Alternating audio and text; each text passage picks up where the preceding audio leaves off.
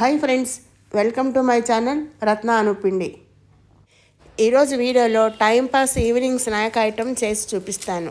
అది పుట్నాల పప్పుతోటి జంతికలు. ఈ పుట్నాల పప్పుతో చేసిన జంతికలు కమ్మగా గుల్లగా చాలా బాగుంటాయి. కొంతమందికి శనగపప్పు పడదు కదా, అలాంటి వాళ్ళు దీంతో చేసుకోవచ్చు.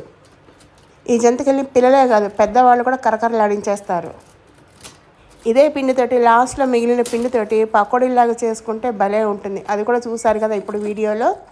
ఇప్పుడు ఈ పిండి ఎలా కలపాలో ఎలా చేయాలో చూద్దాము.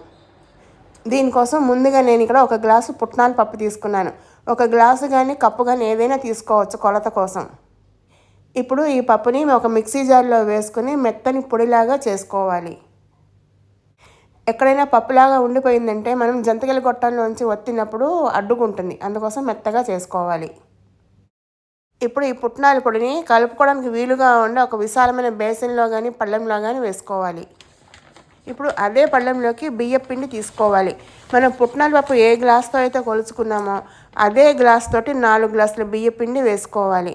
ఈ బియ్యం పిండి మనం ఇంట్లో బియ్యం కడిగి ఆరపెట్టుకుని గ్రైండ్ చేసుకున్నదైనా పర్వాలేదు, లేదంటే మనం సూపర్ మార్కెట్లో కొన్నదైనా పర్వాలేదు. నేను ఇక్కడ 4 గ్లాసుల బియ్యం పిండి వేస్తున్నాను, కానీ కావాలనుకుంటే 3 గ్లాసులు కూడా వేసుకోవచ్చు. ఇప్పుడు ఇందులో కొంచెం వామ వేసుకోవాలి. వామని చేతితో నలిపి వేయాలి. వాముతో పాటు ఇష్టపడితే జీలకర్ర కూడా వేసుకోవచ్చు. ఈ వాము జీలకర్ర డైజెషన్కి బాగా ఉపయోగపడుతుంది. అలాగే నేను ఇక్కడ తెల్ల నువ్వులు వేస్తున్నాను. ఇది వేసుకుంటే కమ్మగా ఉంటుంది. వీటితో పాటుగా రుచికి సరిపడా ఉప్పు వేసుకుని ఒకసారి అన్నీ కలిసేలాగా కలుపుకోవాలి. అలాగే మనం తినే కారానికి తగ్గట్టుగా కారం కూడా వేసుకుని బాగా కలిసేలాగా కలపాలి. ఇలా బాగా కలిసిన తర్వాత ఒకసారి ఉప్పు కారం రుచి చూసుకోవాలి. ఒకవేళ ఏమైనా తక్కువ అనిపిస్తే ఇప్పుడు కలుపుకోవాలి.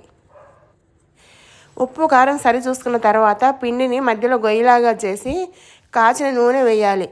ఇది ఒక 3-4 టేబుల్ స్పూన్లు కానీ లేదంటే 2 గరిటెలు కానీ బాగా కాచిన నూనె పోయాలి. ఒకవేళ వెన్న ఉంటే వెన్న కూడా వేసుకోవచ్చు, చాలా బాగుంటుంది.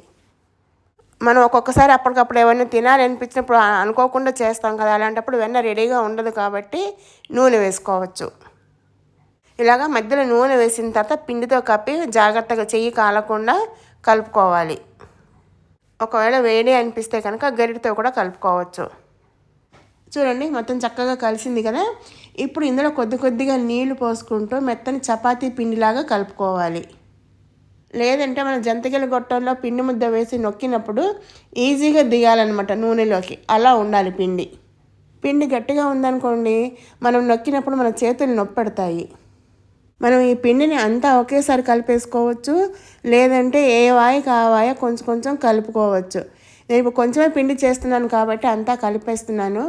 ఎక్కువ చేసుకునే వాళ్ళు పిండి అంతా కలిపేస్తే ఆరిపోతుంది, కాబట్టి కొంచెం కొంచెం ఎప్పటికప్పుడు కలుపుకుంటే బాగుంటుంది. చూడండి, పిండి అంతా కలిపేసాను, మెత్తగా ఎంత బాగుందో కదా. ఇలా ఉండాలి. చూడండి, ఇలా ఉంది అనుకుంటే మనకి జంతికల గొట్టం నుంచి ఈజీగా దిగుతుంది, లేదంటే కొంచెం కష్టం అవుతుంది. ఇప్పుడు మనం ఈ జంతికలు తీసుకోవడానికి ప్లేట్ ఏదైనా తీసుకోవచ్చు. రౌండ్ మురుకులు, లేదంటే స్టార్ మురుకులు, రిబ్బన్ పకోడీ, ఏదైనా మన ఇష్టం. ఒక ప్లేట్ పెట్టుకోవాలి. నేను ఇక్కడ ఇప్పుడు స్టార్ మురుకు పెడుతున్నాను. చేద్దాం, ఎలా చేయాలో చూద్దాము. జంతికల గొట్టం నా దగ్గర పాతకాలం ఉంది. ఇప్పుడు లేటెస్ట్ చాలా వస్తున్నాయి కదా, మీ వీలుని బట్టి మీరు వాడుకోండి. ఇప్పుడు ఈ మురుకుల గొట్టంలో లోపలంతా కూడా నూనె రాసుకోవాలి. దీనివల్ల పిండిది గోడలకు అంటుకోకుండా ఈజీగా దిగుతుంది. ఇప్పుడు ఇందులోకి సరిపడంతా పిండి ముద్ద తీసుకోవాలి. తీసుకుని మనం పిండి కలిపి పెట్టేసుకున్నాం కదా, ఆరిపోతుంది.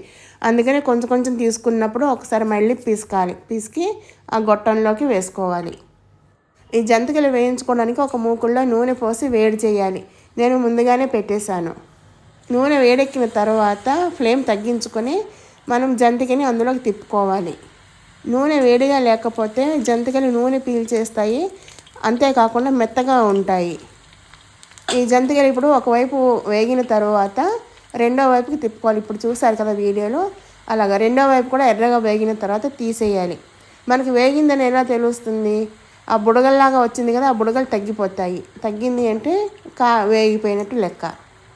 ఇలా వేగిన జంతికల్ని తీసి ఒక ప్లేట్లోకి పేపర్ వేసి అందులోకి వేసుకోవాలి. మనం పేపర్ వేసుకున్నాము అంటే ఎక్సెస్ ఆయిల్ ఏమన్నా ఉంది అంటే అది పీల్ చేసుకుంటుంది. ఇలాగే మిగిలిన పిండితో కూడా జంతికలు చేసేసుకోవాలి. ఒకటి గుర్తుపెట్టుకోవాలి, వేసినప్పుడల్లా నూనె వేడిగా ఉండాలి. జంతికలు తిప్పేటప్పుడు మాత్రం లో ఫ్లేమ్లో పెట్టుకోవాలి. వేయించేటప్పుడు మీడియం ఫ్లేమ్లో ఉండాలి. ఇందాక చెప్పినట్టు నూనె వేడిగా లేకపోతే మాత్రం జంతికలు ఒకటి నూనె పీలుస్తాయి, అలాగే మెత్తగా ఉంటాయి, సరిగ్గా వేగవు. ఇలాగ ఒకవైపు వేగిన తర్వాత రెండో వైపుకి కూడా తిప్పుకొని లో ఫ్లేమ్లో కానీ మీడియం ఫ్లేమ్లో కానీ వేయించుకోవాలి. ఇది కూడా వేగిపోయింది. ఇప్పుడు తీసేద్దాం. ఇదే ప్రాసెస్ మొత్తం పిండి అయ్యే వరకు రిపీట్ చేయాలి. ఇలాగ మనం ఇంట్లోనే ఇలాంటి పిండి వంటలు చేసి పిల్లలకి పెట్టామంటే హెల్తీగా ఉంటుంది. బయట కొనాల్సిన అవసరం ఉండదు. బయట కొన్నది ఏ నూనె వాడతారో మనకి తెలియదు. ఇలాంటివన్నీ చేసి డబ్బాలో పెట్టామంటే పిల్లలు స్కూల్ నుంచి రాగానే ఇవి తింటూ చక్కగా హోంవర్క్ చేసేసుకుంటారు. చూడండి చక్కగా ఎంత బాగున్నాయి కదా. ఒక చిన్న గ్లాస్తో చేసుకున్నామంటే బోలెడన్ని జంతికలు అవుతాయి. మరి మీకు నచ్చిందా? మీరు కూడా చేస్తారా? చేసి మీకు ఎలా వచ్చిందో నాకు కామెంట్ బాక్స్లో తెలియచేయండి. అంతే కాదండి, నాది కామన్ డైలాగ్ ఒకటి ఉంది కదా, మర్చిపోయారా? లైక్, షేరు, కామెంటు, సబ్స్క్రైబ్. కాదండి, అయిపోలేదు ఇంకా. చూడండి పకోడీ, రుచికరమైన పకోడీ.